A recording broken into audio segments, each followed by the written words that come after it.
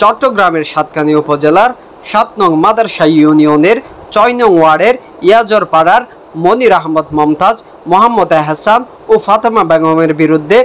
আদালতের নিষেধাজ্ঞা অমান্য করে জায়গা দখল করে বাড়ি নির্মাণের অভিযোগ করেছে ৫ নং ওয়ার্ডের খামারপাড়ার আবুল হোসেন গং। চলতে ৩.৫ বছর গেছে। চেয়ারম্যান মেম্বার বেগুন লইরে চেয়ারম্যান ইয়ান আইয়ের বইয়ের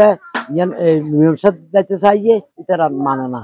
মনির আহমদ মমতাজুল হক বাবন নাম দিয়ে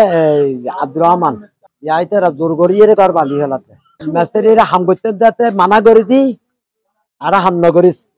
মিলেমিশে গেলে তোরা হাম করিস ইয়ান যত হই তার বাস্তে তারা ক্যাঙ্গের কি আর ছাড়ের তাই চাইয়ে মোরসুর গুড়িয়ে দেয় ওই ফাতর মারাদেরকে ৩ ফোর গুলি ফাইয়ার দিবে। অভিযোগের ব্যাপারে অভিযুক্ত ফাতেমা বেগমের কাছে জানতে চাইলে তিনি বলেন,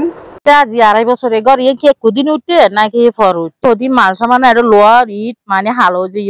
ই মানি তারা আরে ওই মানে অরানিত ঘরের এখন ইতারা কিছু গুন্ডা ছান্দা আনি কিশোরগঞ্জের মানে কিছু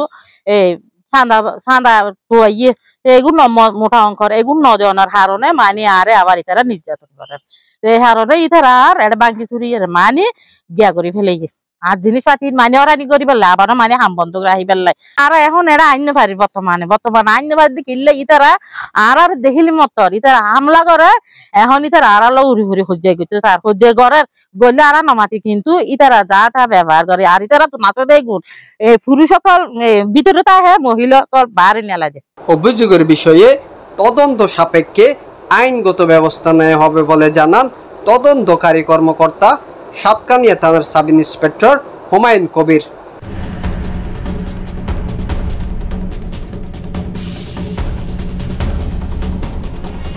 news desk, ABN Bangla TV.